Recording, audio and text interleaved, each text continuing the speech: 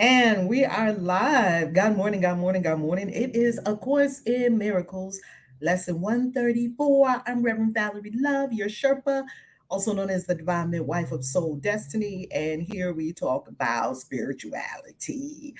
All right, let's have a deep breath and draw all our attention and awareness to ultimate reality. Withdrawing all attention from the five senses, also known as meditation. We began with a quiet moment of complete freedom in the now, the eternal now, away from the report of the five senses, closing the five senses for a few moments, and opening and entering the door of ultimate reality, the infinitude, the all, also known as God, Source, consciousness. They have many ways of addressing that which cannot be named. It's far beyond a name.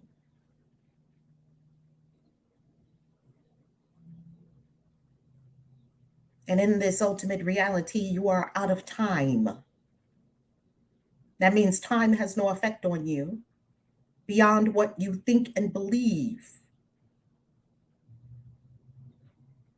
It means there is no problem you cannot handle, because the only problem is separation in the whole, in the one.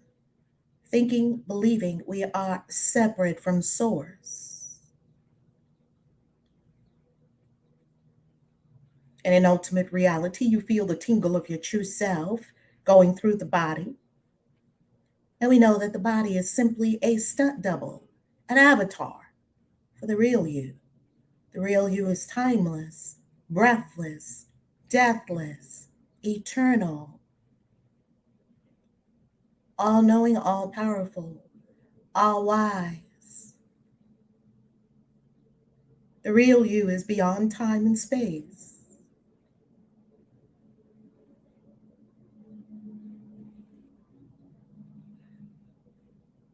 In meditation, we drop identification with the lower self, the avatar, and all its concerns and considerations in space time.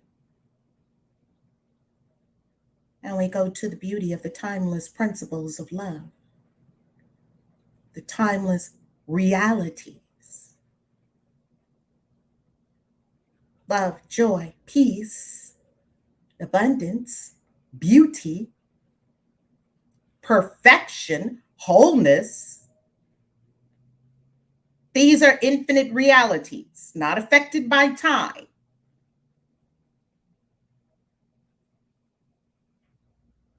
As are you.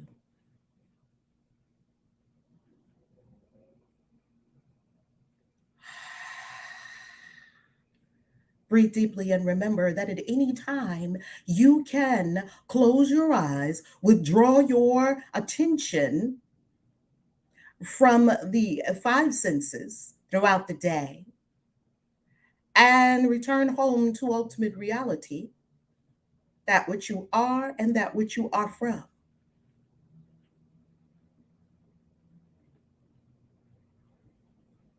This is our meditative practice,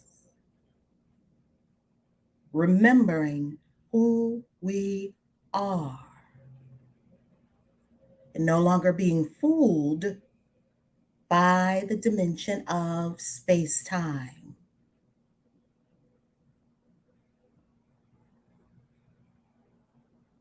Knowing there's a greater reality.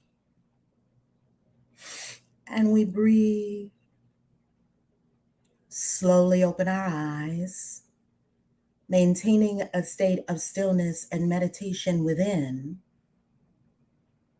and give our attention to A Course in Miracles, Lesson 134,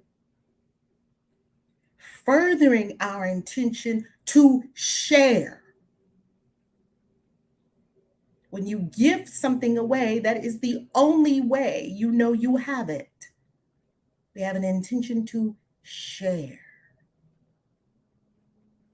Opening our eyes slowly. Or you can keep your eyes closed and listen. All good. If you're following along in the book, A Course in Miracles, we're on lesson 134. Welcome, family. If you are online, you can follow along at acim.org. If this is your first time joining us, welcome, amazing soul. If you've been here every day, welcome, amazing soul. You're so freaking amazing. Look at you waking up every morning, honoring a commitment for us to be here for 365 days straight. We're on day 134. Wow. Look how magnificent you are. You are absolutely magnificent. And as we always say, whether you've been here from day one or you've been here from day 89 or this is your first time here or anything in between, welcome. You're right in the right place at the right time. It's a yes. You are loved. You are appreciated. Lesson 134. Let me perceive forgiveness as it is. Uh-oh. This is where I feel a pimp slap coming on from the course. Forgiveness.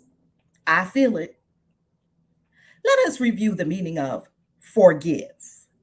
For it is apt to be distorted and to be perceived as something that entails an unfair sacrifice of righteous wrath, a gift unjustified and undeserved, and a complete denial of the truth. When we don't want to forgive, what the Course is telling us is that we think we don't want to forgive because we're confused about what forgiveness means. We have a distortion on forgiveness. We think in forgiveness entails an unfair sacrifice of righteous wrath. No, I should be mad at them because they should have never done what they did to me. And this is outrageous, uncalled for, and unforgivable. Why are you asking me to unfairly sacrifice my righteous wrath? My wrath is righteous. That's one thing we believe about forgiveness. Another thing we believe about forgiveness, it's a gift unjustified. Why should I give them the gift of forgiveness? No, I'm going to hold this over their head forever because they did something unspeakable to me. It's not justified. And they didn't even come back and apologize. They didn't even acknowledge what they did. I'm just giving you some of the insane thoughts that have gone through my own mind that have told me not to forgive. These are just insane thoughts that have gone through my own mind on why I shouldn't forgive. And a complete denial of the truth. What? You want me to forgive somebody? Are you kidding me? Did you see what they did? You want me to deny the truth that I have these scars here from this person beating me up? Look at this scar. That person did it. You want me to deny that that person did what they did to me? Are you crazy? Oh no, I'm not forgiving. See, these are the reasons, family, why we don't forgive, because we have a distortion around what forgiveness means. In such a view, forgiveness must be seen as mere eccentric folly, and this course appeared to wrest salvation on a whim. Like this is crazy making. Forgive people that are horrible. Forgive people that did horrible things to us. Forgive people who cheated on us, lied to us, betrayed us, stabbed us in the back. Like this was my best friend and she's sleeping with my boo. This was my sister and she just was mean to me. This is my fill in the blank of the name and fill in the blank of what you think they did to you. And this is what salvation is resting on, all of us doing this. This twisted view of what forgiveness means is easily corrected. All of this can easily be corrected. Thank God. When you can accept the fact that pardon is not asked for what is true. Pardon is not asked for what is true. It must be limited to what is false. And this is a mastery understanding that you don't have to pardon what is true. You only get to pardon what is false. Okay? It is irrelevant. It is irrelevant to everything except illusions. Pardon is irrelevant to anything but illusions. That means truth never requires forgiveness. Truth is God's creation. And to pardon that is meaningless. All truth belongs to him, reflects his laws, and radiates his love. Does this need pardon? How can you forgive the sinless and eternally benign? If everyone's God, what are you forgiving? Now, I know we don't want to see it that way because we say, well, they're supposed to be God, but they weren't acting like God. And when they weren't acting like God, for 10 minutes, they weren't God. And then during that 10 minutes is when they beat me, they punched me in the face. I could just never forgive that. The major difficulty that you find in genuine forgiveness on your part is that you still believe you must forgive the truth and not illusions. Wow. We're so convinced that what occurred is the truth, that what we think occurred is the truth, that we think we're pardoning truth and not illusions. You conceive of pardon as a vain attempt to look past what is there, to overlook the truth, and an unfounded effort to deceive yourself by making an illusion true. When we don't forgive, we are trying to make an illusion true. This twisted viewpoint, and if you're not there yet, all good, because as you go through this lesson, as you go through what is forgiveness, you're going to see exactly what the Course calls forgiveness. This twisted viewpoint but reflects the whole that the idea of sin retains as yet upon your mind as you regard yourself. It just shows us that if we're in the unforgiveness camp and anything that has occurred in my life, in our lives, it means that we still believe in sin. It means that we still believe that there are things that are unpardonable. We still believe that there is nothing that can take a person off the hook for certain things. And that means if we think that about other people, we must be thinking the same about ourselves.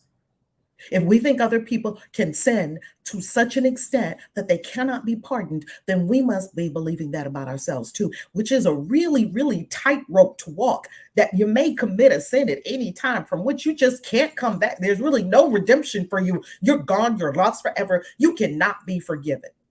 Is that what we believe? Is that what we believe the truth is? Because you think your sins are real, we think sins are real. We think the things people did are real. We think that all these hurts and insults and abuses and things that were heaped upon us are real. You look on pardon as deception. I can't pardon it. It happened. For it is impossible to think of sin as true and not believe forgiveness is a lie. You can't believe both. You can't believe that sin is real, that sin is truth, that sin is unpardonable, and believe in forgiveness. Thus, is forgiveness really but a sin like all the rest? That means if sins are real and I forgive you, and I'm still, I really am not forgiving, and when I think sins are real. If sins are real, then I can't really forgive because there's a blotch there, and I can't clean the blotch up, and I still see the blotch.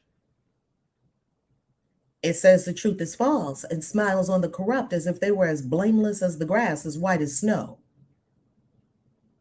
It says the truth is false. That's what the ego wants us to believe when it asks us to believe in sin.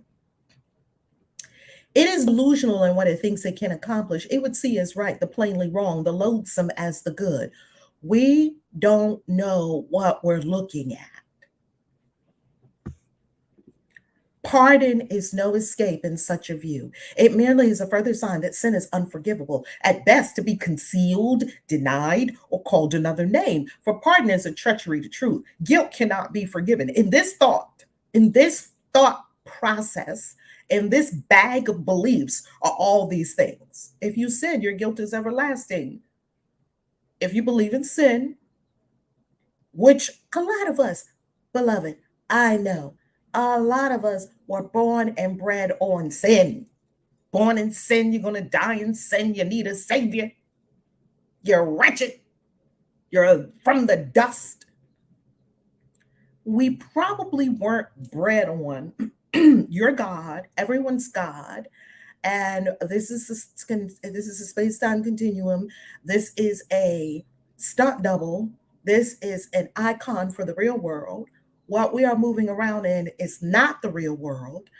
Don't get attached to anything here because it's in time and it's going to move or it's going to change. Uh, were we taught the timeless, eternal principles as we were growing up? Maybe not. Maybe we were taught, you did something bad, shame on you. Maybe we were taught, oh my God, look what you did to your brother. Apologize. That's just terrible. It's disgraceful. Sit down somewhere. Or maybe, like my mom did, just beat you. I mean, she did a lot of talking too, but she was quick to paya, right? Because you did something wrong. It was bad. It was sinful. People didn't tell you, oh, look at you, little child. You're so wonderful. You made a mistake. And you know what? In life, you're going to make a whole lot of mistakes. So, hey, go have at it. And let's see, what's the lesson from the mistake? Would you just hit your brother, socked your brother, and it didn't really feel good to your brother? Do you think it would feel good if you got socked? No. Okay, it's a mistake. All clear, all clean. We don't need retribution. We don't need sin. We don't need any writing of the scales. Did you learn the lesson? If you did not learn the lesson, you'll do it again, and you're going to get more powerful lessons. If you did learn the lesson, you won't do it again. It was a mistake, it's gone. In this worldview that, you can't be cleaned up ever because you did something so bad, so terrible, or other people did something so bad and terrible to you. It's the same thing. I did something so bad and terrible to other people that I could never be forgiven. We carry this little thing inside, or sometimes this big thing inside. I should have never done that when I was 12, or when I was 11, or when I was 20. I should have never done that. Those things that you regret. And I know a lot of spiritual people tell me, no, I don't have any regrets. Okay, let's call it memories. Those memories you have. If you still have the memory of something bad you did to someone else, that means you still have it. It's still alive and active in consciousness if you remember it. Because when you completely forgive it, you get divine amnesia and you won't even remember the thing. But if you can still recall the events and the particulars of the events and the scene of the crime and what happened at the scene of the crime, I think it's safe to say we haven't forgiven. I think it's safe to say that. So if you're in the worldview, let's look at the worldview that the Course is talking about. Let's look at the mindset the Course is talking about. The Course is talking about the mindset that believes in sin, is deeply entrenched in sin.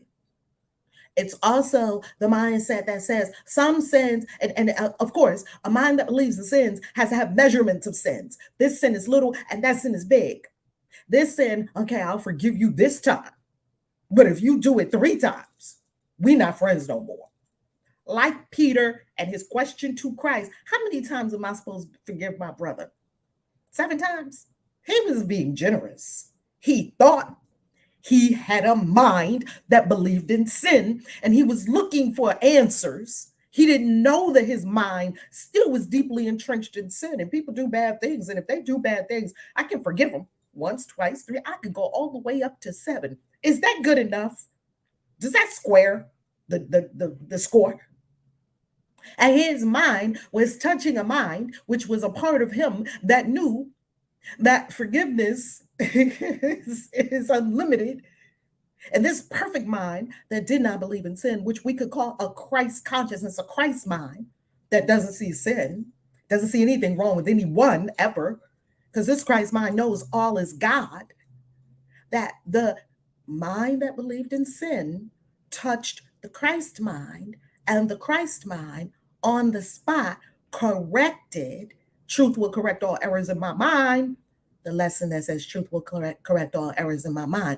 The Christ mind corrected the mind that was still deeply entrenched in sin. And remember, these things are a two-way street. If you believe someone else has sinned against you, you surely believe you've sinned against someone else.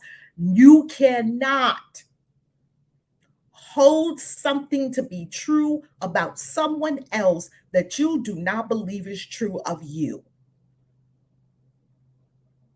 So if you're in the sin worldview, you don't forgive certain things because they're just too horrendous. You don't want to forgive because you think forgiveness is a denial of the truth. You think forgiveness they need to pay. You think that this is an unfair gift. You're being asked to sacrifice your righteous wrath. It's too much. If we have that worldview, this is our correction. It says in this worldview, pardon is no escape. It merely is pardon is no escape in such a view. It merely is a further sign that sin is unforgivable, at best to be concealed, denied, or called another name, for pardon is a treachery to truth. Guilt cannot be forgiven ever. If you sin, your guilt is everlasting. If you sin, oh, you're just toast forever. That's the whole concept of hell that people made up. It's a completely made up notion. God never made up hell.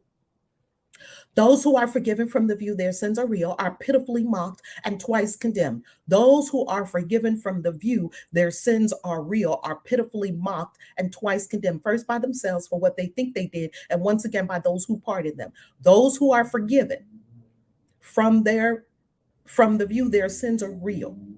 All the guilt-ridden people who thought their sins are real. Oh, I just feel so much guilt. I should have never done this to that person, after that person, after that person. Do you see that it's going both ways? You feel guilty and you don't want to be forgiven because you don't want to be out of your guilt, because you want to punish yourself on some level. If you're in guilt, on some level, you want to punish yourself. I mean, it's okay to play that game. It's just not a fun game to play. There's nothing wrong with playing that game. No one's going to tell you to stop playing that game. What we are offering this morning from the course and from all the higher dimensional beings that are here is that you could free yourself at any second if you didn't hold guilt. And if you simply forgave yourself and everyone. It is sin's unreality that makes forgiveness natural and wholly sane, a deep relief to those who offer it, a quiet blessing where it is received. Sin's unreality. You're not a sinner, so what are we forgiving? I know this is a big one to swallow. Because I know I can hear people asking me, Rev, what about the rapist? What about the murderer? I don't know how you're going to take this. I'm going to say it anyway. The rapist, in its true essence, is God. The murderer, in its true essence, is God. What we do here with our bodies, when we come into space time and we are under the edict of a deranged mind, is another story. Do not confuse the essence of God that is in everything and everyone. If you can make exceptions, that means you're in the exception. God is in the leaf. God is in the river. God is in the pebble. God is in the rapist. God is in you. God is in all. There is only consciousness. Only consciousness is real. We call this God because consciousness has an ordered, loving way of conducting itself and conducting all things. When you come into the unreal world, you get a body. This is not real. How do we know it's not real? Because it's in space time. And if you listen, as we've been talking all week about Donald D. Hoffman, his book, The Case Against Reality, that everything you are experiencing in this third dimension, beloved, is a deception. Bodies are colliding. We call it war. People seem to die. People get sick.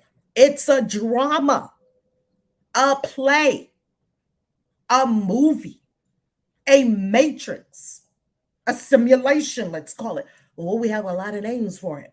It's not ultimate reality. In ultimate reality, no one ever did anything to anyone.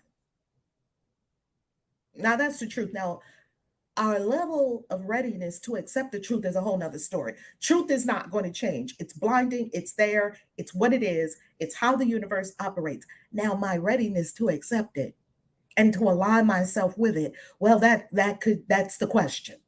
How ready?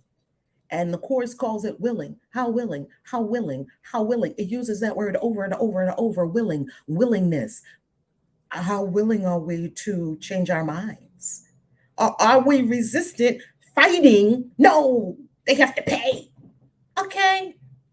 Remember, if you will have someone in prison, you're in there with them because you have to be the warden for them. Let them go and you get out of there too.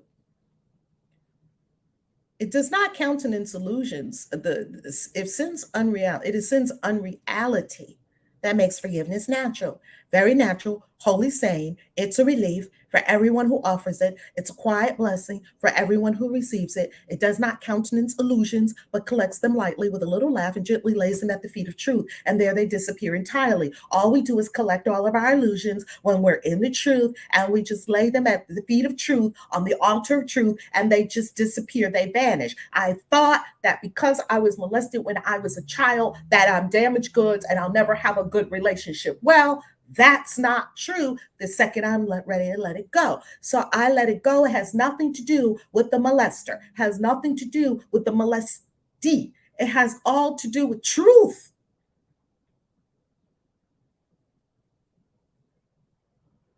Truth. Truth will correct all errors in my mind. Meanwhile, I'm walking around crazy, going to the doctor, having bodily issues, having issues of, I won't even name them because I know my words are so powerful. All of these issues in the body temple that are not pure perfection and holiness. Issues in relationships, can't seem to keep relationships, fighting with people, having problems with your friends. I don't have problems with my friends. If we have something going on, we just talk about it. Money problems. Don't have enough for this, for that. You want to know how all this shows up? I'm showing you how it shows up. You still get triggered instead of being unfuckwithable. Still getting triggered by people and what they're doing. 134 days into the course, why am I still triggered by anything that anybody says anywhere or anything anybody does? We yet still get triggered. Why do you think we've been in the course for years? Still get triggered. Years we've been in the course. Well, I've been in the course for years. And here I am again. Why? Because I'm not completely unfuckwithable yet. I can still, I see the fear thoughts coming up. Oh, I see the resistance coming up. Oh, I see the I told you so coming up. Oh, okay. Okay, Val. I see what the lower mind is doing. The lower mind is doing a lot of things. I see it. The other day, I'm going to show you how crazy my mind is. If you wonder, how does this stuff show up? Kaisi, I will make it overtly, blatantly clear how this shit shows up so that when you see it in your life, pardon me for yelling, people say that to me. On my YouTube video, the million+ video in the car, and the dudes are like, "Why are you yelling?" Pardon me, you're right. I'm yelling because I do start yelling when I get, okay, let me not yell. I'll show you. I will give you right now proof positive how insane the mind is. I'll give you proof positive. Just watch it. Just watch your lower mind and know that you are not that lower mind. Just watch it for one day. The other day, here's how insane the lower mind is that I can view and look at inside my own head. Mine. I'm not talking about anybody else because I don't need to look far to find crazy. It's right in my own mind. I go into Panera Bread.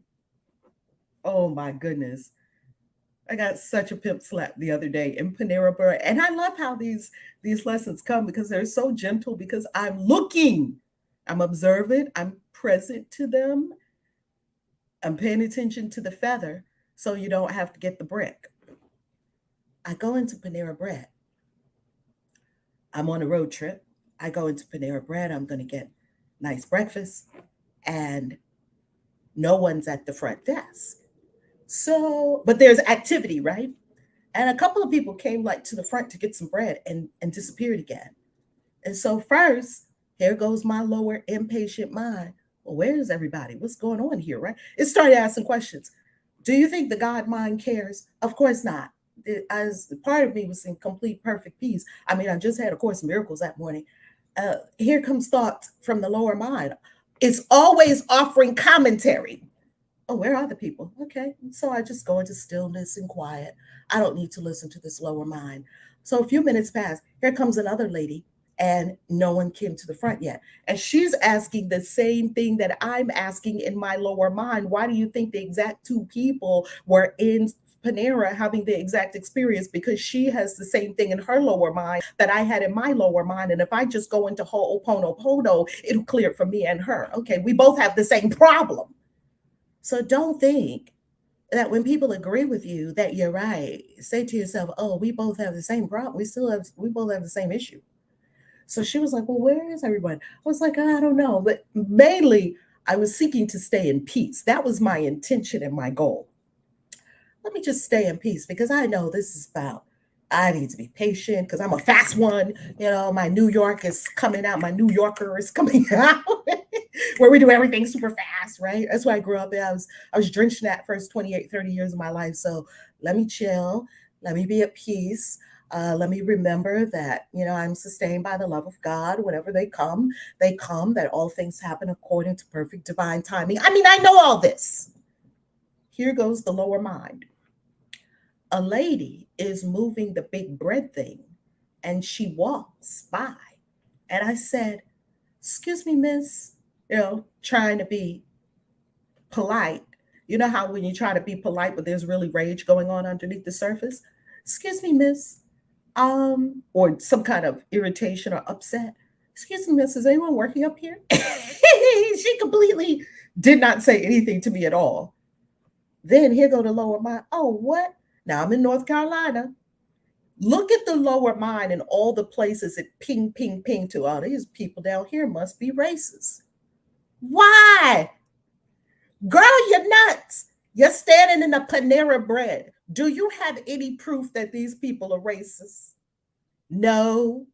That's all memories in the past. Okay, the story's not over yet. So I saw these different thoughts popping up in my mind, and I knew this was a test. This is a test of the emergency miracle system. Will you employ miracles right now? Or will you go to hell quickly? And you were just on the live stream this morning telling people to be in heaven. So I was like, okay, I cannot go to hell because I just told people this morning to be in heaven. See, this work will check you. Like the angels and my ancestors look at me like, oh, you want to be spicy? When you was telling all the people not to be spicy. Is that how you carried it? Are you a fraud? No, I'm not a fraud. No, I must practice what I preach, and I'm only talking to myself. Let me be humble. I have my slice of humble pie in front of me. I'm eating it. Okay. And the ancestors are like, oh, okay, we thought so. Okay. Because they just be bum rushing me every which way because they know that I can get off track. And my work on the planet is too important for me to even be off track for 1 second because billions of people are waiting for me. I cannot even be off track for 1 second. I can't do it. It's too expensive. Someone could die of cancer because I spent 10 minutes wallowing and being mad at Panera Bread. I'm not doing it.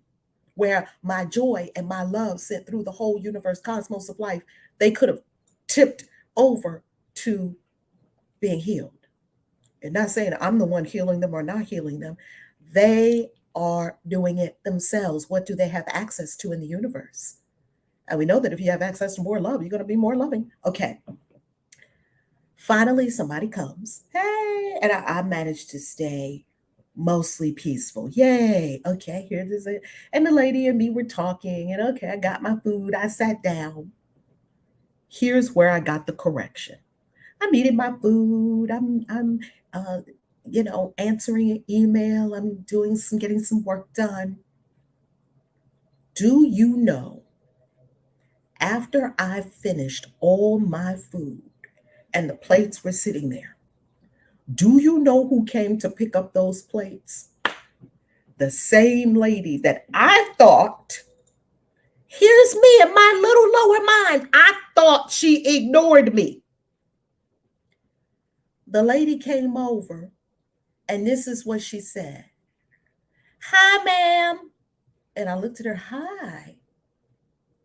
I'm going to take these plates for you, okay? Okay. And the way the lady was speaking and the way she was moving and the way the eye contact was not there and the way she was conducting herself, I realized that this person was not a person that was wholly abled. They were differently abled. And I didn't have, when I didn't see that in the beginning. We don't know where people are operating. We don't know if people are having experiences of not, how do I want to say this, Holy Spirit? They're just having different experiences. We don't know the different experiences that people are having. Did I, as a minister of God, first go to compassion when this lady, I thought she ignored me? This lady probably didn't see me. This lady probably didn't hear me. I did not first go to compassion. I went to, huh? This lady in my mind. And do you see that what we're being offered is to immediately to stay in compassion, stay in heaven, stay in love for all people, stay in, well, everyone's having an experience. We don't know what the experience is. And stay in the four agreements, Don McWell Ruiz, don't take anything personally. So if you think that your lower mind will not try to hijack you in a New York second, just here's an exercise for you. Just watch your whole today, just watch your lower mind and see what it's doing and see what it's saying and see the commentary it's offering and see how engaged you let yourself be in that false commentary. About you and other people, because the lower mind has something to say about everyone and everything, including you. No one's exempt from the wrath and the stupidity and the insanity of the lower mind. No one's, that's why we must ascend, family. The lower mind is the mind that's causing people to have wars. The lower mind is the mind that's causing people to do all the things on the planet that we would call not love. It's not real. So we're going to see. I was in a total illusion in my own mind. Did anybody else in Panera Bread know exactly what I was thinking? No, I was in a complete illusion of the lower mind. And all I need do, I laughed when that lady came by and said, thank you, Spirit. Thank you, Spirit. It just showed me it, and I just had to laugh at myself. I was like, look at me. Actually, it's not even look at me because I don't identify with the lower mind. Wow, look what that insane aspect of my mind tried to get me to do. It tried to get me to come out of my peace. That's the temptation. Tried to get me to come out of my peace and out of heaven. Wow. I see you. I see you. Forgiveness is the only thing that stands for truth in the illusions of the world. It's the only thing that stands for truth. It sees their nothingness and looks straight through the thousand forms in which they may appear. There may be 1,000 different forms of illusion. Truth and forgiveness looks past all of them. It looks on lies, but it is not deceived. Forgiveness looks on the lie, yet it doesn't believe the lie. It does not heed the self-accusing shrieks of sinners mad with guilt. It doesn't heed the shrieks of people crying out in guilt and people who are crying out because they've been affronted, accosted in some way. It looks on them with quiet eyes and merely says to them, my brother, what you think is not the truth. Boom. It doesn't get involved in the lie. It doesn't listen to your friend. He cheated on me, and then and then what happened was all in the story. And your friend is on the phone like, girl, what? Oh no, we gonna go over here slash his tires. We gonna key his car. Hold the phone.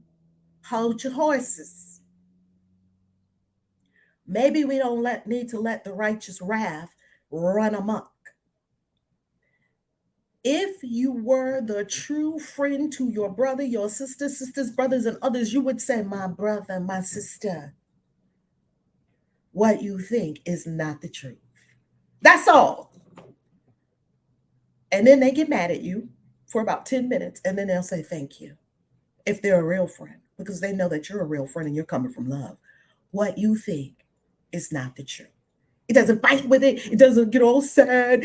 Stop getting caught up in people and their bullshit stories. Stop telling bullshit stories, all the stories of the things that you think happened in the past. We already talked about the past the other day. Go get the past right now and put it on the table in front of us. You can't do it because it's not here. It's not real. I'm coming for somebody today. Oh my God. These ancestors is powerful. It's probably these processes we're in inner visions.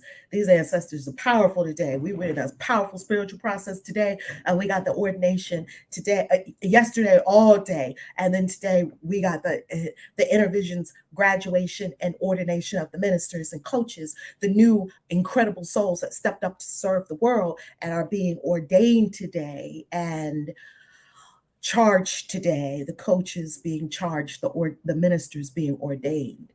Wow.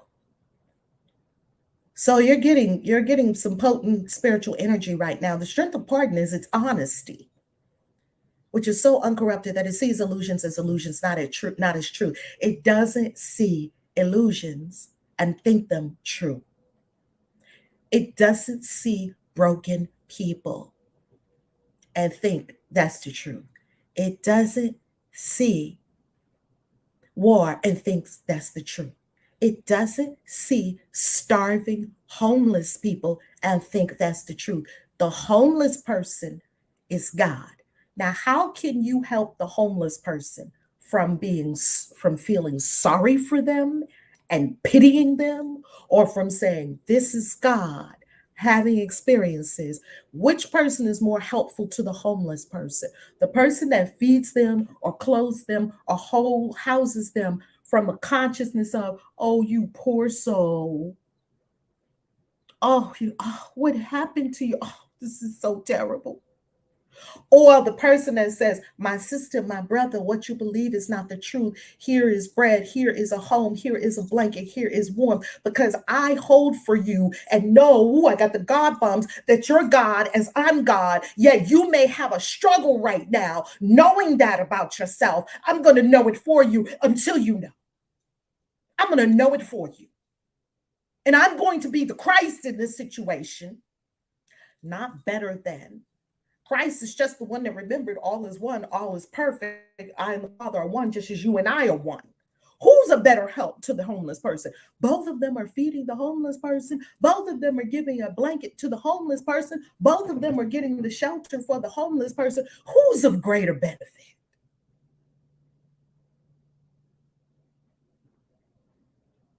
That's honesty. That's true. You see, I was in Dubai and I had a moment of dishonesty because I was looking at the young girls that clearly, in my mind, I thought I could be wrong. This might not be the truth at all. I saw these young girls that were ladies of the evening, clearly either being trafficked or whatever, whatever, and they were done up and ladies of the evening, and many of them looked like they were just like, I thought about my own daughter, 21. These look way younger than her, right? They look like teenagers. These were little girls. And all of them that I saw were African. So, here goes the lower mind making up a story about that. Human trafficking. Oh, these young girls. Oh, these girls need to be home with their families. Where did these girls come from? I'm all in their business without, truth will correct all errors in my mind. This is God. Everyone's God. The prostitute is God. The pimp is God. God showed up as this. God showed up as that. Consciousness, infinite consciousness showed up as the hooker. Infinite consciousness showed up. Let me see beyond what's going on the third dimension. It says the strength of partners is honesty, which is so uncorrupted that it sees illusions as illusions, not as truth. That can you still see the God in the homeless person? Can you still see the God in the rapist? Can you still see the God in the trafficked person? Can you still see the God in the person that's being trafficked? It is because of this that it becomes the undeceiver in the face of lies, the undeceiver. Okay, we got lies in front of us, all lies, lies, lies, lies. Pardon, forgiveness is going to be the undeceiver. I'm not going to get caught up in the belief that people are weak, little, helpless, and they're victims. If I believe they are victims, I believe I am a victim because I still believe in victimhood. You can either be, as Dr. G. Lee said at the Quantum Leap Dubai retreat, you can either be a victim or God. You can't be both. It is because of this that it becomes the undeceiver in the face of lies, the great restorer of the simple truth. Please restore truth to my mind. Please let me see beyond the space time and this world of illusions to the truth. By its ability to overlook what is not there, it opens up the way to truth, which has been blocked by dreams of guilt. The reason we can't see this is because we feel guilty about things we've done, and we think other people are guilty, and we think we're sinful, and we think other people are sinful, and we think we're victims, and we think other people are victims. Stop it. Now, are you free to follow in the way your true forgiveness opens up to you? For if one brother has received this gift of you, the door is open to yourself. Forgive everybody. I I started doing that a long time ago. Just forgive everybody. Whatever they did, whatever, just forgive everything. Forgive everything, forgive everyone. I don't even know what I'm forgiving. I'm just letting it go. Let me just wash myself up. There's this very simple way to find the door to true forgiveness and perceive it open, wide, and welcome. When you feel that you are tempted to accuse someone of sin in any form, they did this, they did that, she shouldn't have done that, he shouldn't have done that, da, da, da, da, da, da, da. Do not allow your mind to dwell on what you think he did, for that is self deception. When I did so and so, oh, don't allow your mind to dwell on that. Ask instead, would I accuse myself of doing this? You're being mean to me. Would I accuse myself of doing this? No, because I'm not mean. I'm a kind person. You're a kind person, yet you have a mean person in front of you. That defies the laws of this universe. You're a kind person, yet you have a mean person in front of you. No, boo. No, you're a mean ass. If you have a mean person in front of you, I did it. I lived with a mean person. I called him mean. Now let me correct myself. Thank you, Holy Spirit, correcting myself. He wasn't mean. I was perceiving him as mean. That was being made up in my mind. Why? Because I was the mean ass. But then when I think it was hid under a veil of I'm so kind and compassionate and beautiful and lovely. And then deep down inside, I'm a mean ass. Okay, let it go. Okay, let me just let meanness go. Him, her, or me. Just let all of it go. Thus will you see alternatives for choice in terms that render choosing meaningful. And keep your mind as free of guilt and pain as God Himself intended it to be and as it is in truth. Keep your mind free. Keep your mind free. Free of guilt, free of pain, free of suffering. Keep your mind free. It is but lies that would condemn. Lies condemn. Truth does not condemn. In truth is innocence the only thing there is. In truth, everyone's innocent. In truth, everyone's God consciousness. You came into a party, you put on a body, and you started walking around and doing shit. You put on a body and you started walking around and doing shit. Yeah, I'm gonna punch this person in the face. Yeah, this person punched me in the face. Yeah, yeah, yeah. Nothing about your essential nature changed. And do you notice that you can use consciousness to do anything you want? You can use consciousness to cook a steak, slice it, cut into it, and eat it. Or you could use consciousness to pick up a hammer or a bomb and drop it on people. Do you see that consciousness is not going to stop you from using it in all the myriad of ways that consciousness can be used? So if you think that this world is the final say, You are depressed indeed because you see a crazy world. You're depressed and you're sad and you're fearful and you're ridden with guilt and you're unforgiving. I mean, I used to live there. That used to be my home. I understand it. It's a painful place to be. Lies condemn. Truth has innocence. Forgiveness stands between illusions and the truth, between the world you see and that which lies beyond, between the hell of guilt and heaven's gate. Forgiveness is the mitigator, it's the mediator. It stands between these worlds because forgiveness looks on all these things and is not fooled by them. Across this bridge, across the forgiveness bridge, as powerful as love, which laid its blessing on it, are all dreams of evil and of hatred and attack brought silently to truth. Across the bridge, all that we thought happened is brought silently to the truth. They are not kept to swell and bluster. We keep ruminating on it and thinking about it and making it bigger and making the story more every time you tell the story. They are not kept to swell and bluster and to terrify the foolish dreamer who believes in them. And every time you see the dream, it's all happening in your mind. We don't notice that. Wait a minute, I look around. No one's accosting me. No one's doing anything to me. Oh, but in my mind, I'm playing a movie and I'm feeling all the pain of the movie as I play the movie. What is that other than insane? He has not been gently wakened. Hey, gently wakened from his dream by understanding what he thought he saw was never there. It was all an illusion. And now he cannot feel that all escape has been denied to him. Wow. I was in a dream. Yes, wake up. Wake up, beloved. And for all you who think you are already awakened, now I'm going to tell you, I'm kind of awake, not all the way, because I can still get spicy.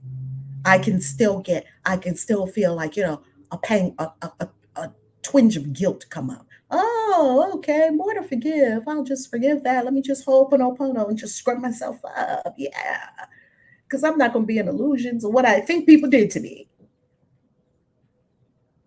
It's a fun game, cleaning yourself up. It's such a fun game. He does not have to fight to save himself. You don't have to fight to save yourself. He does not have to kill the dragons which he thought pursued him. You don't have to kill any dragons in this process. And it isn't even a process, it's simply a realization. It can happen in a split second, instantaneously, right here, right now. That truth will correct all errors in my mind, nor need he erect the heavy walls of stone and iron doors he thought would make him safe. No need for iron doors and all the things we think will keep us safe. He can remove the ponderous and useless armor made to chain his mind to fear and misery. We can take all the armor off our mind, all the chains off our mind. His step is light, and as he lifts his foot to stride ahead, a star is left behind to point the way to those who follow him. Every step you take, there's a star in your footstep, and people who bumbling around still haven't gotten it yet can follow the pointer of the star. Go this way. Huh, is this the way to peace? I was exhausted. Why was I exhausted? Because my mind was exhausting me. Forgiveness must be practiced, for the world cannot perceive its meaning nor provide a guide to teach you its beneficence. There is no thought in all the world that leads to any understanding of the laws it follows, nor the thought that reflects it. There is nothing in this world that will prove to you the benefit of forgiveness. Don't look for it in the world. It is as alien to the world as is your own reality, and yet it joins your mind with the reality in you. Your mind is restored to sanity with forgiveness. That, oh, I'm looking on illusions. This is not the truth. This is not ultimate reality. Today, we practice true forgiveness, that the time of joining be no more delayed. Practice true forgiveness today, true forgiveness, for we would meet with our reality in freedom and in peace. I'm ready to meet true infinite reality in freedom and in peace. I'm ready to free my mind. Our practicing becomes the footsteps, lighting up the way for all our brothers who will follow us to the reality we share with them. That this may be accomplished. Let us give a quarter of an hour twice today. Can you imagine 30 minutes, 15 minutes that you would give sometime this morning, 15 minutes that you would give sometime this evening to this, and spend it with the guide, capital G guide, the Holy Spirit, the higher self, the holy guardian angel, whatever you desire to call it, higher mind, the guide who understands the meaning of forgiveness and was sent to teach it to us, as was sent to us to teach it. Let us ask of him, the guide, let me perceive forgiveness as it is. Let me perceive forgiveness as it is. Then choose one brother as he will direct. You don't have to pick somebody. This inner guide is going to show you the person as he will direct, and catalog his sins as one by one they cross your mind. Well, they did this, they did this, they did this. You have a list. You know you have a list. You have a list. If you didn't have a list, you wouldn't be in this experience with all of us right now. You just wouldn't be able to find this video on YouTube, or you just wouldn't be able to find this live stream on Facebook, or you just wouldn't be able to find this room on Clubhouse because you don't have it anymore. You probably wouldn't even be on the planet anymore. Catalog his sins one by one. Well, they did this to me in 1976, and they did this to me in 1983. Be certain not to dwell on any one of them, just one by one as they cross your mind. Don't get all engaged and wrapped up in them and get all tearful. No, just look at them. Just go to the library in your mind, pull out the book where you put in all so-and-so sins, and just look at the list. Be certain not to dwell on any one of them, but realize that you are using his offenses but to save the world from all ideas of sin. You're using this person's offenses to save the world from all ideas of sin. Don't dwell on the offenses. You're just going to use that book that you tucked away in the library in your mind. Because to tell you the truth, the vast mind, it has issues with everybody. Mama, daddy, until you clean them up. Have you noticed? It got things to say about your daddy, your mama, how they raised you, how you're going to do it different with your kids. What's wrong with this person? What's wrong with that person? It shouldn't be hard to find a list of catalog of sins, of the catalog that we have made of other people's issues. Briefly consider all the evil things you thought of him, and each time ask yourself, would I condemn myself for doing this? They cheated on me. Would I condemn myself for cheating on someone? Ooh. They lied to me. Would I condemn myself for that? No, because I'm not a liar. Oh. Let him be freed. Let him, her, them be freed from all the thoughts you had of sin in him. Let them be free from everything you thought was wrong with them. And now you are prepared for freedom. See, we must forgive to be free.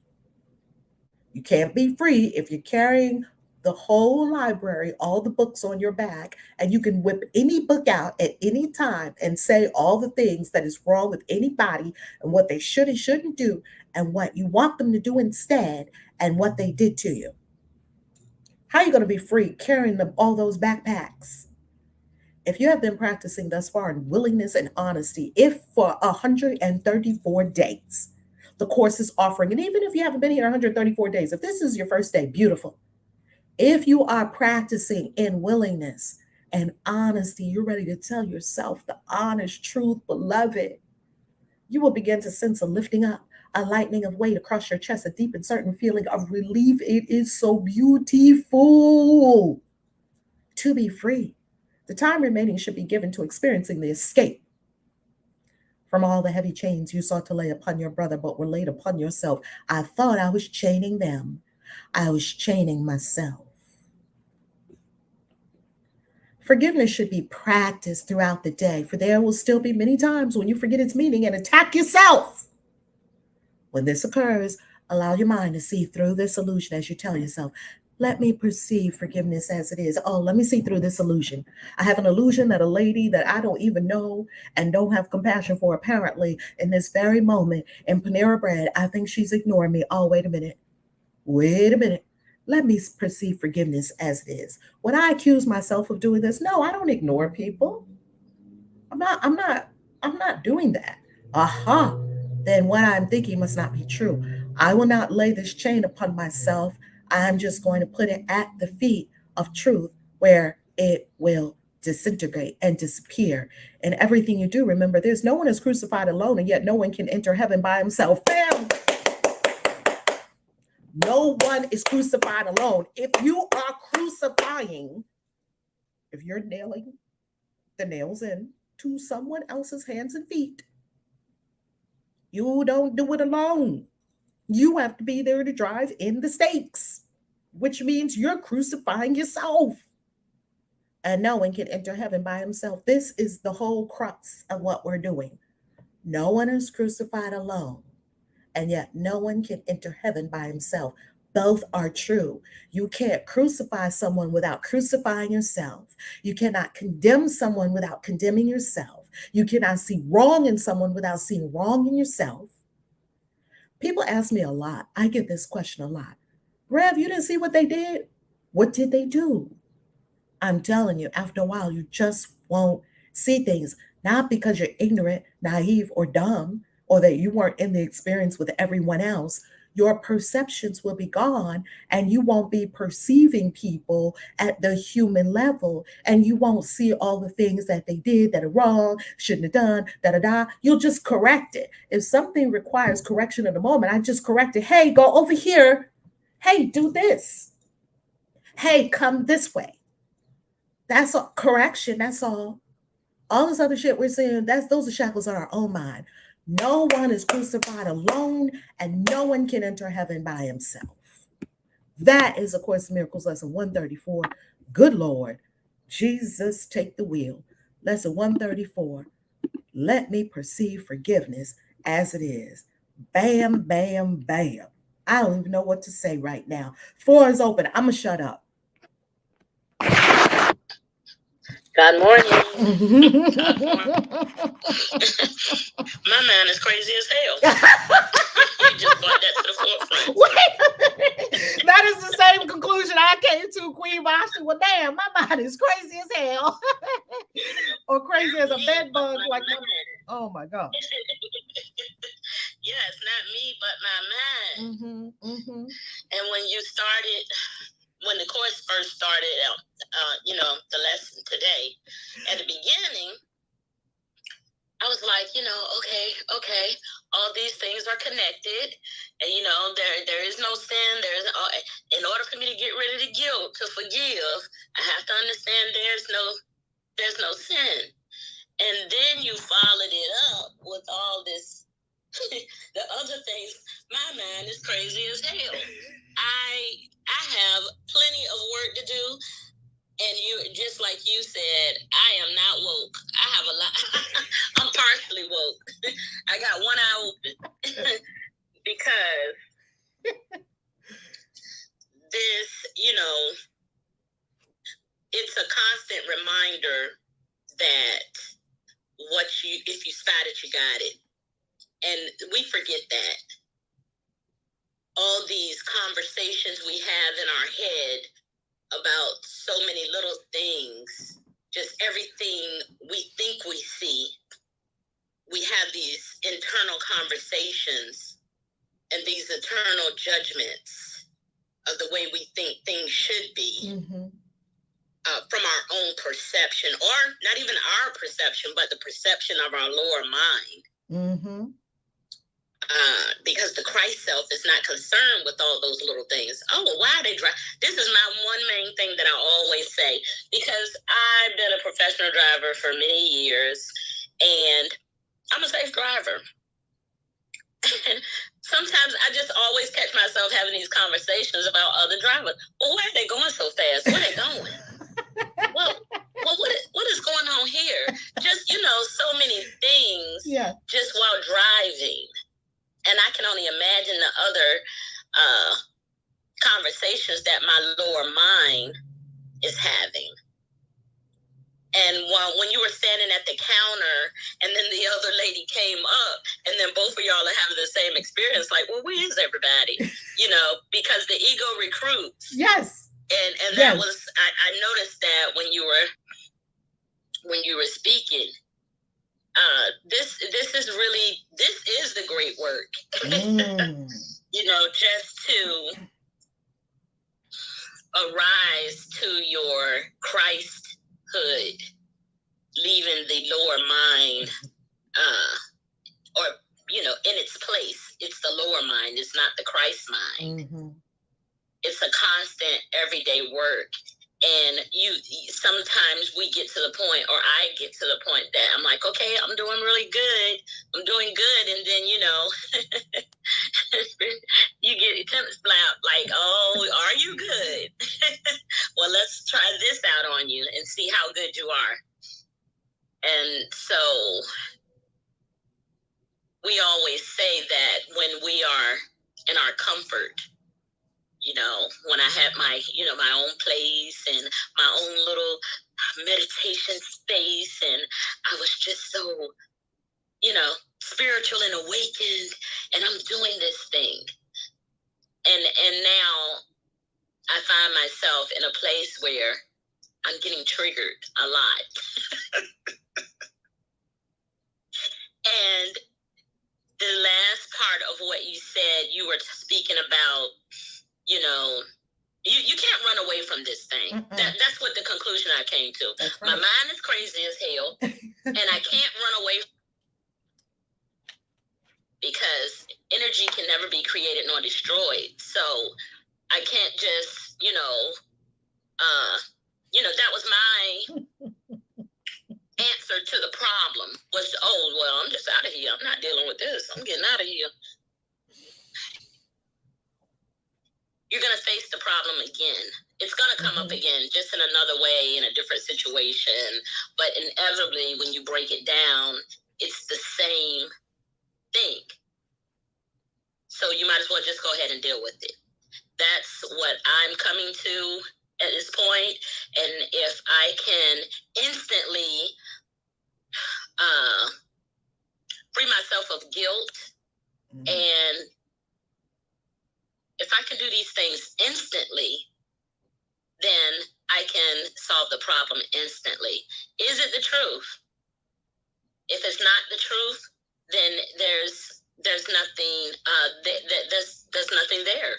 And I understand now why we constantly ask that question. Is that true? You say that a lot, especially when we're in coaching sessions, like, is that true? And then you kind of realize, I guess not. No, because there's that resistance. You want to keep holding on to the story. So there was just so much. There are so many things I can say about this lesson, because there was so much that came up for me during this lesson today, lesson 134. I don't want to ramble, so I yield the floor. I may have something later, but this was a very powerful lesson. And in order to get to the next level, you have to, be aware and accept, acknowledge, and then allow spirit to move you in the right direction. And that's the direction of truth. Thank you so much. I yield. I'm complete. I have to give a shout out. Queen Vashti, by the way, Soul Whisperer says on YouTube, I love Queen Vashti. So sending that love to you. The family sending you love. We love, love, love Queen Vashti. She's with us on the weekends. Oh, thank you. Queen Vashti is with us on the weekends, not during the week. Well, I just want to say that I want to keep my encyclopedia. Do you know how long it took me to compile my encyclopedia? You just want me to burn it and throw it away? Like, that was my thought. We got to burn all the books. We have to burn all our books. Because let me tell you, I got details. I got details and facts and dates. Do you know how long it took me to put all those bullet points in there? All of those clip notes? Do you know how long it took to compile that? It's beautiful. Oh my God, yes. So when you were speaking, I'm like, I don't know, do I want to listen to this lesson or not? I pulled out my book last night, and I read pages 93 all the way to 107 to someone. And you want me to just get rid of my book? So that was my thought process during this course lesson. Oh yeah. One thing I can say about the course is it does always check you. It always slaps you. It always gets you right and all the way together. So I guess I'm gonna try. No, I'm not gonna use the word try. I'm gonna have me a book burning party today. Yes, do It'll it. make my life so much more peaceful.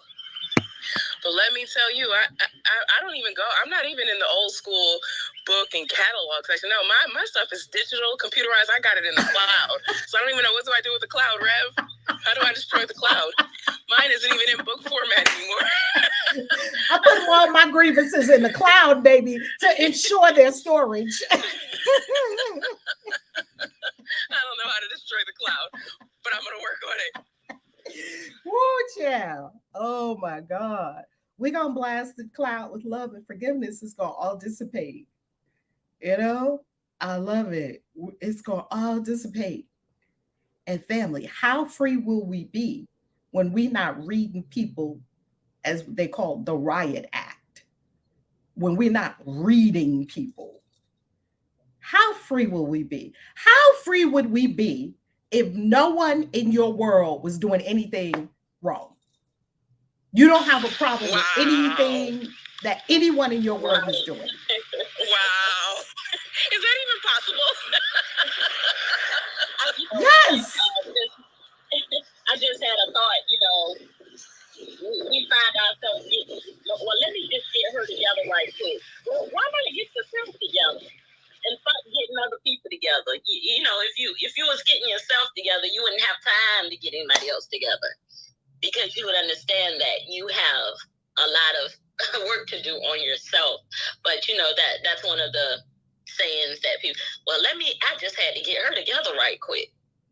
And my sweet, sweet sister, I love her so much, but she always says, I always got a fry on my tongue because anybody can get fried.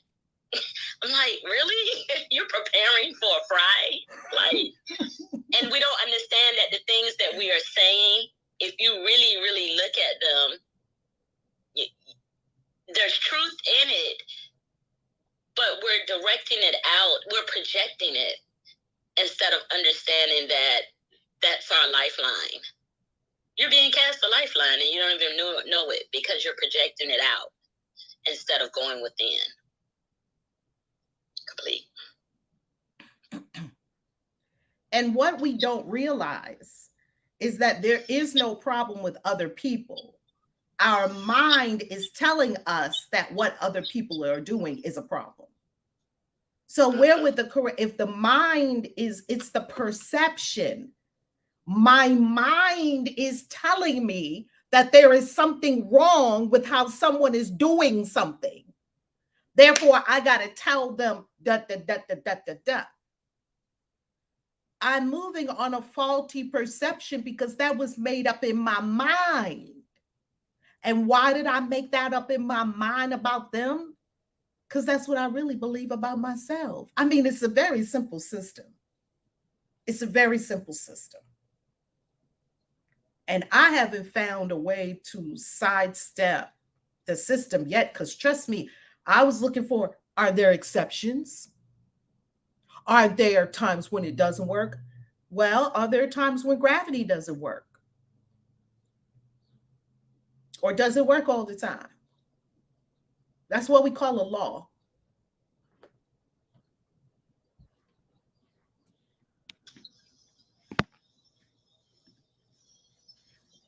Good morning. Good morning. Michelle. This is just so powerful. Where do I start? Oh, I know where I'm gonna start. First, crazy, yeah. This mind all over the place, yes. Does it? The mind has a mind of its own. Maybe I'll put it like that. What caught me? What's still with me is when you spoke about when we believe we're correcting the children. And I'm like, oh, that is me all day long. My children, they are very spaced apart. Well, the first two are only 2 years apart, but the last two is like 10, 15 years apart. So, I find myself with them, always saying, did you see, you can't do that. He's too little for that. Go apologize. The small one, go apologize to the big one, because he believes he's as big as everybody else. The big one, go apologize to the small one. I got everybody constantly apologizing to everybody. Give him a hug. Give him a hug. And I'm like, oh my goodness, why am I stepping into this? Why am I even getting into this? Because truly, they got it. They got it and they see it. And then when the court say, would you condemn yourself for this? And I'm like, you know what? Do I put myself in their place? Or am I looking at this from a victim's perspective and not from a God perspective? Because ye are gods. Yes. So we're in this physical realm. I see them as children. They are truly gods. Yes. And they always show me in one way or another that they're gods. When they're speaking with me, when they pull me off to the side, one of them, and whole conversations with me, I'm like, oh, my. So I'm just like, wow. And wow, and to get this now and to begin to operate in this, so they can grow in this, so they can grow into sinlessness and not sin. Yes. To have the ability to drop any guilt, any sin. At this stage, I just think that is just so powerful. I think I can go on and on and on, because this lesson with this forgiveness, because we do forget what it means. And I can see where if we truly came from a perspective of what's truth, not always what's true, but what's truth. And have that be our guide for forgiveness. Guilt, shame, hate, jealousy, all of that will be completely eliminated. Not only will we not hold ourselves to it, no one else could even come close to us to condemn us in anything, because we truly know that we are sinless. I believe I'm complete for now. So powerful. It changes how we do everything. It changes how we parent. It changes how we conduct ourselves with our friends, with our students, with our mentors, with our clients, with our self. This course changes everything. What's funny to me is I remember when we had this course last year, and I remember how it pissed me off just as much as it pissed me off today. And I had the realization today, okay, I've been doing A Course in Miracles for 135 days. And what I realized I was doing was just cleaning up the cuss out. I was still cussing people out, but I just cleaned it up. I put a bow on it. I don't raise my voice anymore. So I can cuss you out speaking just like this without using a cuss word. But baby, there was a whole bunch of slices up in there. I'm in A Course in Miracles every morning. You're still going to learn this truth, how I feel it, but it's going to be delivered so much better. And so what today caused me to realize was, you're still cussing people out. You just clean up your presentation. Wow. But you're still doing probably just as much damage. Wow. And I knew what I was doing, even yesterday. But it was like I had to get it out. So I pulled my book from the shelf, pulled it from the cloud. Sorry, I'm walking, so probably hear all the cars going by. But yeah, I just realized today, you are crazy because you're just cleaning up the cuss out. You didn't stop the cussing out of people. You just cleaned it up. You don't raise your voice anymore, so they have to really just get underneath there and see that, oh yeah, she's pissed. As opposed to me just letting you know I'm pissed right off the bat. I'm complete. I like how the ego tries to hijack our learning, because the ego is right here, is hearing everything that says in the Course of Miracles. So it will make us think that we're doing the work on a deep level if we use the words of the Course. Well, truth will correct all errors in my mind. Boo, that was a jab. That was a jab. You know it's a jab. Oh, you're still jabbing. Okay. We're still jabbing. That's why we're here every freaking day. Oh my God. Rev, I am going to remembering, like what you just said. We think we're doing the work, but are we truly doing the work? I am just looking at what I believe I forgave. And if I truly forgave it, if it's truly no longer with me, why do I still remember this? Why do I still know it? I may not be spitting it out, but I still got it playing internally in me. So just letting me know when it says make the list. And I'm able to make, I thought I forgave. How am I able to make the list if I forgave it? There should be no list. It should be eliminated, no longer exist. Whew. Yeah. There's some deeper work to be done. I'm complete. It's like a good enema. It's just cleaning us all the way out. Wow, Rev. It's a divine God truth enema. Just clean you out. You remember we used to have enemas when we were little? Well, I don't know if you had them when y'all were little. My mama used to get that thing and stick it up your butt, and she had that red bag hanging up with the cord. The millennials don't know anything about this. They were not tortured in such fashions as we were.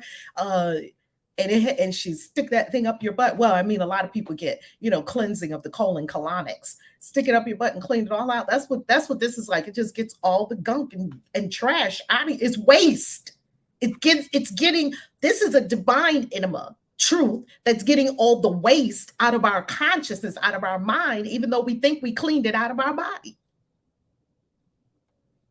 Yes, I agree. I don't know about the enema because I didn't have that experience, but I think I was just a little bit younger. But we did see that red bag, and we was like, "What is that?" Like, what are they doing? We got the castor oil and the orange slice. Oh yeah. So either way, it's not pleasant when you receive the truth. It's not pleasant. And that's what I got from that, to get all any type of cleaning isn't pleasant. Yeah. Yeah. It's true, yet the momentary discomfort for a lifetime of freedom, was it worth it? I'll make that trade any day. Facts. Any day. Angel, how you loving? Ooh. Man, my heart was about to jump out my chest. I ain't jump on this stage, so I didn't want to say nothing. This lesson right here has blown my mind.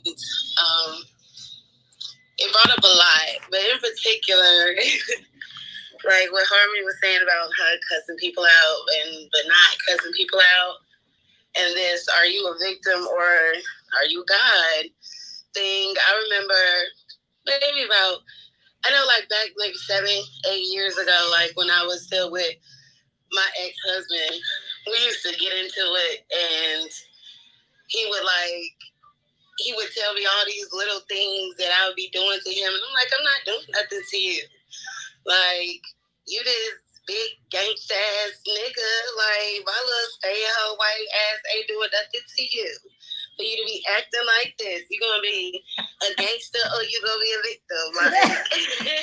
And I used to say this to him, and it was 8 years later, here I am in the Course of Miracles. It's yes, the fuck you was. You know you was doing something.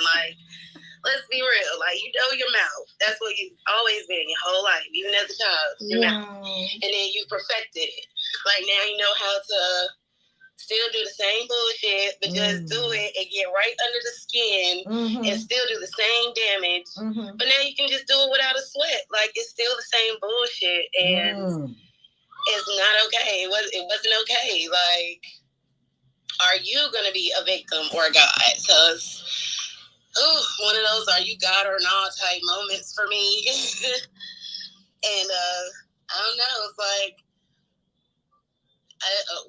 lesson 134 was right there, and now I see it. Now I know what it is, and my mind is blown today, and I'm getting my heart to slow down because it's just a lot to realize and really swallow. Like burning my encyclopedia.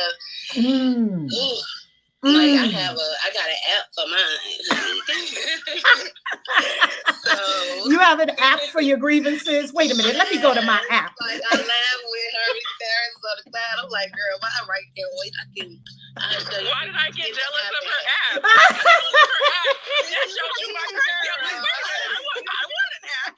Yeah, I gotta figure out how to take that bitch down. Like, man, clearly I'm in the Stone Ages. I got the books and the encyclopedias. Harmony's in the cloud, and Angel got an app. She got the convenience of an app. Oh my God.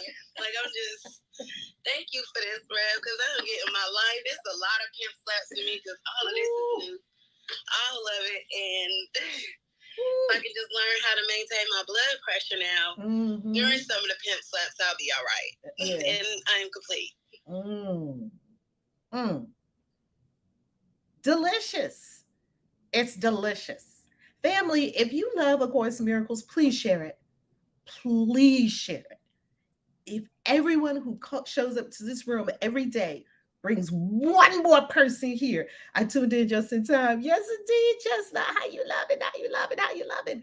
If everyone who's here bring one person, double automatically overnight. And if every one of them but one person, we would double again automatically overnight. Why? Because we want this to take over the whole world. This is not, hey, you're new here. Hello, I'm new. Hey, Rosa, welcome, Rosa. How you love it? How you love it? This is not us trying to get followers. I don't fucking care about followers. I gave all that shit up. I was so involved in it. I gave all that shit up. Fuck following people. How about connecting? How about connecting around what really matters? You see people in a room that you want to connect with them. Maybe that looks like a follow or a like or a share, depending on what platform you are. Are you engaged? Stop following people and then running and doing something else, and then follow somebody else and run and do something else, and follow somebody else and run and do something. We're just all over the place. Our energy is super scattered. I'm not asking you to do that. I'm asking you to engage your own soul in your deep work of ridding yourself of the craziness of the lower mind and being the God you are. If that works for you, hook up, connect, follow, share, whatever you have to do so that you know that you can be here every day and engage, comment, share. Don't be this person that just sits there receiving information. That won't work. You must be on the playing field, playing the game in your life. This is not a video to just watch on YouTube, though I love the millions and millions of views we have on YouTube. This is about you getting in the game and playing the game. Maybe I can be your coach in the moments that I'm not completely crazy. Get in there. Please, all the things we think are important, all these follows and whatnot on social media and being impressed by social media numbers, stop it. They just keep zapping my brain about social media numbers because it's just become such a... Gary Vee said something the other day that I thought was wow. He said, we now have a metric in our society that we look at people that have large social media numbers and we hold them in higher esteem than even people who have money. They can have a large social media following, no money, We hold them in higher esteem even than we esteem people that have a lot of money. 1 million followers or $1 million. We are now in the age that people will value 1 million followers over a person who has $1 million and no followers. Isn't that? How did we get here? Crazy making. Don't fall into the trap. The traps in these yesterday's lesson. I will not value what is valueless. I will not value what is valueless. I will not. It's all valueless. We're here every morning because we understand what's valuable, and you do as well. If you're in this community, engage. Come to the events. We have the Christian Witches Convention in the end of May. Now, let me ask you a question. If you spend a couple of $100 or a couple of $1,000 or 5,000 or whatever it is to come to an event, is it worth it for what you receive in the way of transformation in your life? Of course it is. Stop being hesitant. Go, come to the events. Come to the Christian Witches Convention. Well, you know, it's this money and I got to get on a plane and I got to get the kids and I got some money. Well, I'll go next year. We might not have a Christian Witches Convention next year. I don't know. This could be the last one. I don't know. We didn't know 2020 and 2021 was coming. Everybody that said when they were looking at us in 2019 for the Christian Witches Convention, they were looking like, oh, yeah, well, I go to the next one. It wasn't no next one because 2020 came and 2021 came. You don't know what's happening or what's going to happen. Do it now. Do it now. Go to christianwitches.com right now. Buy a ticket. Guess what? If you're not coming to the Christian Witches Convention, give your ticket to somebody. This community is not worth you investing $200, $2,000, or whatever amount it is. I love the super chatters. I love all the people that send me cash apps, especially Bitcoin. Oh my God. When I get Satoshis, I'll be super happy. I'll be doing a dance. I love that. You can give in so many ways to this community, your time, your energy, your attention, your money, all of it. Because as you give, you receive. If this is good for you, then give to it. That's what I do. I know Joel Osteen changed my life. I gave Joel Osteen so much money. TD Jakes, I will throw money at them. They do good for me. They get in my time, my money, my attention, all of it. Be the giving person. Buy a ticket for the convention and give it to somebody that can go. Buy a ticket for the convention and say, Reverend Val, I know this is the vision for Christian Witches. I know this is a movement. I won't be there. I'm buying this ticket. You give it to whomever you want to give it to. Be a giving person. Don't think, what's in it for me? I ain't fucking thinking about what's in it for me. I show up every day, whether y'all pay me or not, because I'm paid by God. I could get no more super chats, no more clients, no more nothing, no more anything, no more book sales. I'm not paid by you. I am paid by God. I am employed by the divine. I'm telling you this for you, not for me. I don't need your money. I don't. I got money, got plenty of money. I'm good. Why? Because I'm aligned with the divine. I'm not asking you this for money. I'm asking you this because, well, I'm putting it in front of you because I know what works. What got me out of a money situation, giving money? Do you know how much money I invest in myself every single month? Thousands of dollars. Do you know how many programs I'm in? I jump in a program. I'm in programs right now. I'm in a program to be, do you know how many coaches I hire? Thousands upon thousands upon thousands of dollars. Why? Because I'm worth it. I want you to see your worth. When we tell you, hey, come to Dubai for $5,000 or 5,500 or whatever, I don't know, 10 grand, whatever it is, it don't really matter. I want you to see that you are so worth it that you jump up and say, I'm worth that. Give it to me. You swipe your card and you don't need no payment plans because your consciousness is in a place that you know you're worth it and you're worthy and you're abundant and you're deserving and it all shows up for you. And then that just keeps spiraling upward, upward, upward, upward, upward to more and more, more and more and more, greater, greater, greater, greater, greater. If you sat here for months, for 134 days, and you never did a super chat, what's up with that? And you come every single day. I don't need your super chat. You do. You came 134 days. You never sent nothing, no cash apps, nothing. You never went to the profile and said, here, Reverend Val, here's $2.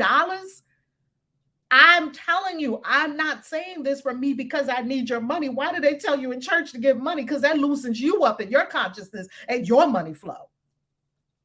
The pastor's still going to be there. I'm a pastor of a global church. I'm going to be here every day because I work for God. I know what freed me. I know that investments in me made me go up, all the way up. I know that giving to places that gave to me, you got to have in your mind, this is giving to me, I'm giving it to it.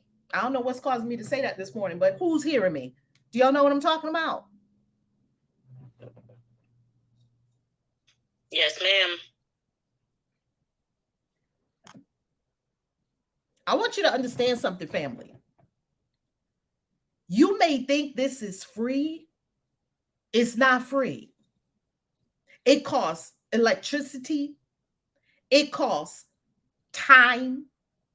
It costs apps that we pay for every single month. It costs Wi-Fi. It costs many things to bring you something for free. It's not free. Does everyone understand that? That's why all the YouTubers tell you things are not free. It's not free. Absolutely. And when you realize that the biggest investment you could ever make is in yourself, and when you do that through someone who feeds into you daily, when I tell you, I probably was in every single one of Reverend Love's courses. I'm a paid member of Ascension. I buy all the books. Like, I support. Member of the channel. It's about who feeds you, who keeps you sane, who keeps you from clocking people out. Like, when people go to church, they have no problem every single Sunday. Oh, we're gonna do our tithes and offerings at the beginning. Then at the end, oh, we're gonna do another collection, and people just put all their money in the hat, and then they go out throughout their week and still be crazy. Like, this is something that she does daily. When people ask me, do I go to church? Yes, daily. I don't go to the church where it looks like the church you go to with walls, but baby, believe I'm there daily. So it's like, for me, I was in a place after I left my job that I was really down and out financially. I didn't know what I was going to do.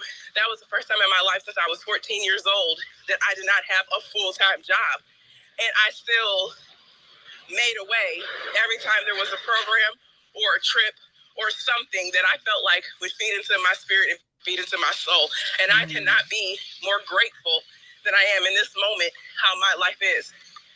You know, just coming from Dubai, now I'm taking a hot-ass walk in Fort Myers, Florida, and a week and a half will be in New Orleans. Like, that God life, though. That God and life, when you wonder how you get to that God life, though, you don't just wake up there. I mean, maybe some people do, but I didn't just wake up there. It was from my giving of money, my giving of time. Whether I am going to financially benefit from an event or not, I am there to serve. And when you come from that heart of service, no matter what it looks like, your life changes so dramatically. I'm out of breath, so I'm complete for the moment. Facts, Harmony. Yeah, you know, I did not just walk into this. Like, it's about changing your mindset and your perception, and you do that with the truth and what is truth. Yes, this has been a journey, and I'm not completely there yet. You know, this is the work. This is the life's work. And I resonate with this community. And if you resonate with this community, yeah, by all means, support the community. You know, go on the retreats, come to the Christian Witches Convention. And yeah, we were so disappointed when we weren't able to have the Christian Witches Convention in 2020. Because we were preparing for it, and we had such a wonderful time at the first Christian Witches Convention in Salem. Everybody knows how I love Salem, Massachusetts. And it was, you know, we were disappointed when 2020 came, and we had been planning for it, and we weren't able to have the convention at the Hawthorne Hotel. Then 2021 came, and we weren't able to have the convention. So the convention is just, you know, just like with all the experiences that we have, All of them are not pleasant, but we know that they're for our highest and greatest good. But the Christian Witches Convention is definitely one of our joys. You know, we come together, we learn, we have fun, we enjoy each other's company. And as you all know, a lot of us, we come from different places around the globe. I just happen to be in Virginia, and Tania's right up the road, and Zaire is right up the road in DC. So is Coach Michelle. So we don't get to see each other often. They're still like 3 hours away from me. So I love the Christian Witches Convention and the retreats that we have, because I get to see my brothers and sisters. Oh yeah, Robert's right up in DC also, Maryland, DC area. So yeah, come and let us hug you and talk to you and hold your hand and just spread love. I just enjoy this community, and I can't wait to get back to Salem, Coach. So I love New Orleans too, but Salem's my place. I'm complete. Salem's coming up soon. Yes. Come. Oh, Coach Michelle, go. No, I was just saying yes and yes. This Clubhouse experience is amazing.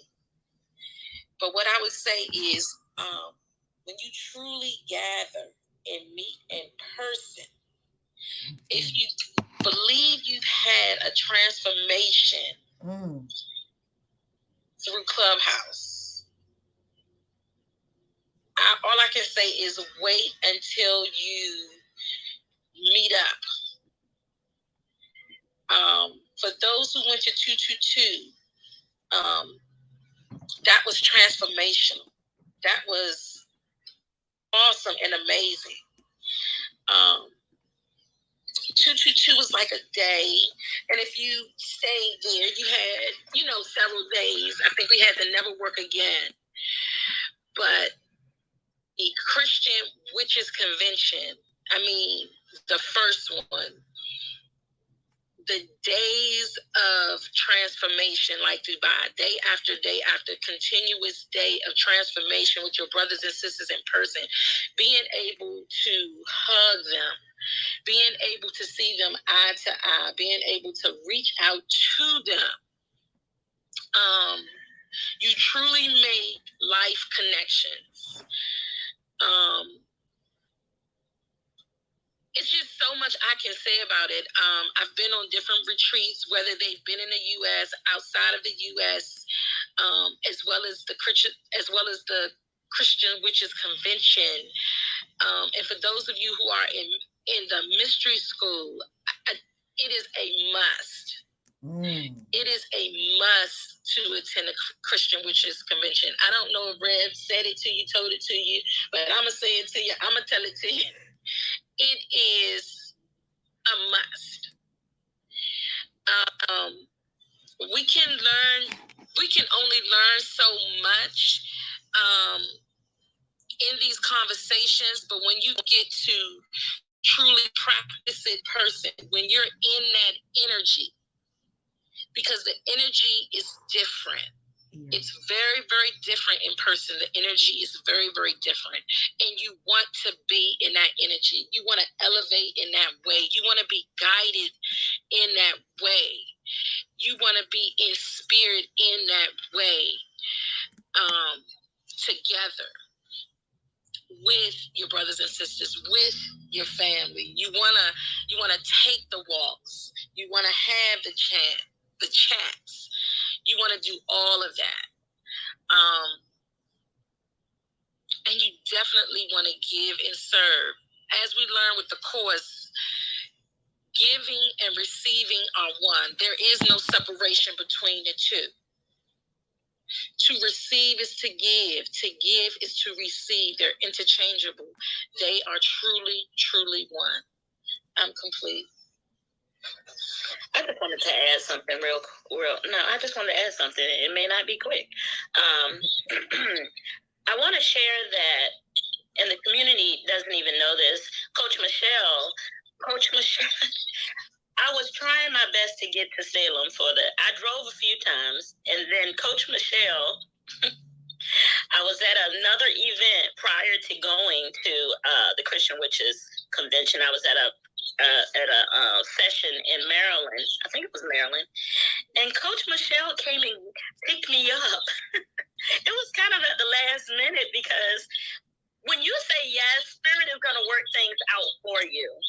And I stayed, as she invited me, I stayed at her house, and then we drove. And no one knew, only me, that I wasn't well. I wasn't in the best of health. I wasn't feeling good at all. And I just knew I had to get to the convention. And Coach Michelle was my angel for that time. And I stayed at her house. And, the spirit activity was present. But it was wonderful. And we had a good time and we laughed about it and everything. And we got there. I did a lot of sleeping on the way. And that's because I wasn't well. And I needed to get there. And it was a transformation. Like when you have it in your mind that I have to be there, the spirit will make a way. All you have to do is say yes. Also, service is so important. When we have, when we go on these retreats or when we have mystery school all around the globe and I'm there, I don't know what moved me to do this because I had a certain view of this at one time in a separate community. And a girlfriend of mine, she was a good friend of mine, and she was just always running around, making sure that, the head lady, I'm trying to keep it, without revealing too much, but she would always be making sure that all her stuff was right. And in my head, my lower mind, it's like, why is she sucking up so much? What is she doing? She's putting her clothes on for her. She's just doing everything. And the transformation came for me one day when I realized that I was doing the same thing for our leader. Maybe not putting her clothes on, but I made sure that, she had something to drink, she had food, because she has a job to do, and she's giving so much of us. It's not an even match to just go get coffee, make sure she has coffee or tea or pastry, and I don't know what moved me to do it, but I know spirit moves me to do it. And I was doing it for a while before I realized what I was doing, and then I thought about that situation. It came full circle because when I noticed that my girlfriend was running around, and I was like, why is she running around like that? And now, somebody may say that for me, but service is all about service. I had no thought process behind it when I started doing it. And then at one mystery school, I just had the realization that, hey, remember what you were thinking that time about your friend? It's something you just do because it's the right thing to do, and we have to take care of our leaders. So I just wanted to say that, we have experiences that we're going through, but don't allow those experiences to stop you. If you really indeed know that this is for you. Money, don't let money stop you. Don't let sickness or things going on within your body temple stop you. Don't let the naysayers stop you. Move when spirit says move. I'm complete. Woo, ashe, ashe, ashe. I love it. I love it. I love it. Family, there's something I have to tell you about. Queen Vashti, Coach Michelle, Harmony, Queen Hadassah, Zaire, and so many others in our community. They have been here for years. They have the demonstration. What I think I'm asking for really here is to see the demonstration. What do we mean by the demonstration? It means that you get up out of your comfort zone, you book a plane ticket or a retreat, you go across the world, You get your transformation and you come back. That's a demonstration. You get up, you write your book. That's a demonstration. You get up and you start your coaching practice and you now have 5 clients. That's a demonstration. You must have a demonstration. You cannot simply do what we do here without it showing up. How is it showing up? Else we don't know what's going on with you. The only reason I put and I ask all of the moderators that I ask that are moderators in this room, you see no fake people here. You see people who walk it out. All the moderators, they done invested thousands in themselves in coaching, thousands in themselves in going to events, Peru multiple times. Peru, they will sit down with Mother Ayahuasca and go under just like I will. They will go to other countries. They will leave their family and say, I'm going to come back even better. Okay, kids, you here, grandkids, you there, here. Everybody's taken care of. I'm going to do this for myself because I'm worth it. And I have something big to bring to the planet. All the moderators you see in our community, all the people that I point to and say, wow, they're doing it. They're doing it. It's because we have from them the demonstration. If we don't have a demonstration, we don't really know what's going on with you. Demonstration, that means you're walking it out. You're not just talking about it, you're being about it. We can't just sit here and talk about a free life and you go home to a ramshackle house and you still strapped for money every week and you still got a ratty relationship and you still got a falling apart body. That's not a demonstration of the infinite divine being you are. And this is not saying that you did anything wrong. This is the correction that truth brings to us, that when you shift your consciousness, your world will shift. That's what we're saying. And it is not easy and it's not instant, even though it can be instant. Many times you'll have an instantaneous correction of something in your body. And a lot of times you may have to revisit some things. You may have to exercise to get the body that you want. You might not have it instantaneously. You might have to go deeper with those beliefs. I promise you, you come to an event like 222 Quantum Manifestation, you come to Never Work Again, you come to the Christian Witches Convention. End of July, we are having the Bitcoin one-day event that's free, by the way, to Ascension members. No charge to Ascension members, July 30th. And the 2 days before then, I'm going to teach you how to create your own NFT, as NFTs are taking over the world. And I don't see spiritual people hopping on the crypto bandwagon like we really could. Be cutting edge. Shift your programs. If you have a coaching program, it can be an NFT. I'm going to show you how. If you have retreats, it can be an NFT. Don't just say, oh, NFTs. Oh, no, I don't do that.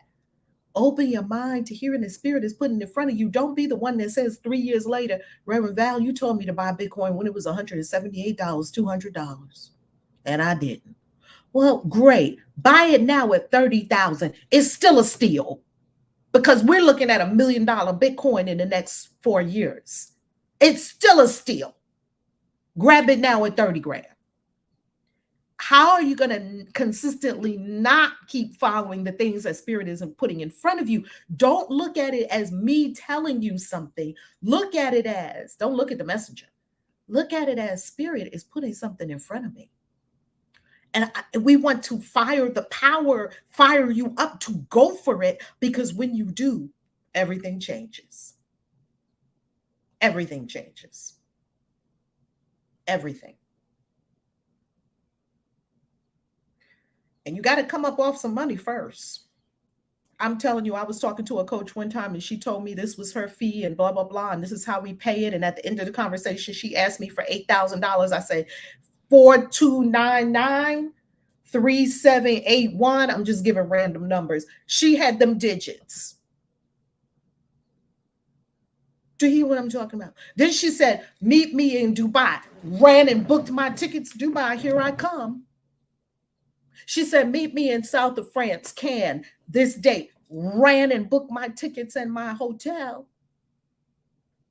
Yesterday, I was with my mom and I was sitting at the table with Mama Iyanla Vanzant, Reverend Dr. Iyanla Vanzant.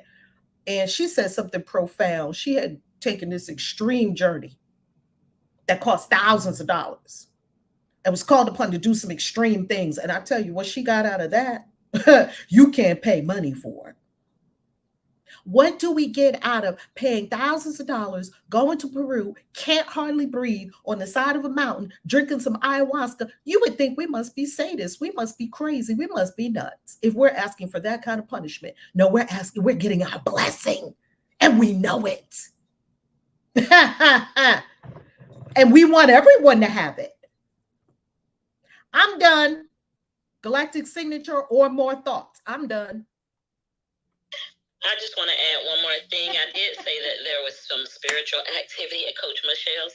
You don't know what spirit is going to do when you say yes. Part of that was my healing. And I realized that later, that staying at her house was part of my healing. And I'm grateful. I'm grateful for that experience because I was going to Salem to the Christian Witches Convention. I wasn't supposed to be going to Coach Michelle in my lower mind. I wasn't supposed to be going to her house to get a healing. And that's what I got. I got healing on my way there. So I'm complete with that. I do have the Galactic Signature ready. Come on. If we're ready. Come on. Okay, so today is Kin 256, Yellow Solar Warrior. I pause in order to question, realizing fearlessness. I seal the output of intelligence with the solar tone of intention. I am guided by the power of free will. I pause in order to question, realizing fearlessness. I seal the output of intelligence with the solar tone of intention. I am guided by the power of free will. I pause in order to question, realizing fearlessness. I seal the output of intelligence with the solar tone of intention. I am guided by the power of free will. Kin 256, Yellow Solar Warrior. Woohoo! Day 134 is a wrap. Ha! Everybody send some love to everyone. It's a wrap. Wow. Have an amazing day. Love you, family. Have a beautiful day. Love you. Enjoy. Love you. Love y'all. Love you. And YouTube for Ascension is Ascension for those who are not a faith healer. Ascension is for everyone and anyone. So absolutely everyone who's called to Ascension. So go to ValerieLove.com. I'm going to put it in the chat right here. ValerieLove.com. Hop on over there. And when you hop over to ValerieLove.com, you are going to see Ascension. Now, if you want to come to the Christian Witches Convention, all you do is you go to ChristianWitches.com. So we're just going to go to ChristianWitches.com as well. I'm going to put that also in the chat. And when you go to ChristianWitches.com, you are going to see the Christian Witches Convention, which is coming up in 2 weeks. 2 weeks from this weekend. We will be in New Orleans getting our magic on. You know how we love going to the little shops and we love classes. You'll have classes on Christian witchcraft, Bible magic. We're also going to the cemetery. We're also having the Christian Witches Ball on Saturday night. And the Christian Witches Ball that's going to be on Saturday night is themed The Matrix. Okay, so you put your Matrix gear on and you come to the party on Saturday night. Sunday morning, we have the Christian Witches Church service. And this is really, the Christian Witches Convention is really for you if you're getting beat up by your Christian friends and family and they trying to tell you one thing and you're not standing on your square. Then you need to be around a whole bunch of other Christian witches that are standing on their square and understanding the Bible and Bible magic and that Jesus is a sorcerer and all the rest. The Bible is full of magic. This is how you learn, and this is how you stand on your square. And you can own your path of being a Christian witch. It's a righteous path. I love this path. All right, family, I love you. Have a beautiful day. ChristianWitches.com for all things Christian witches, and ValerieLove.com for all things Ascension and our global events. I am Mermaid Q. Thank you, thank you, thank you for the super chat. You are super amazing. I love you, family. Mwah! Peace. Kaisi out.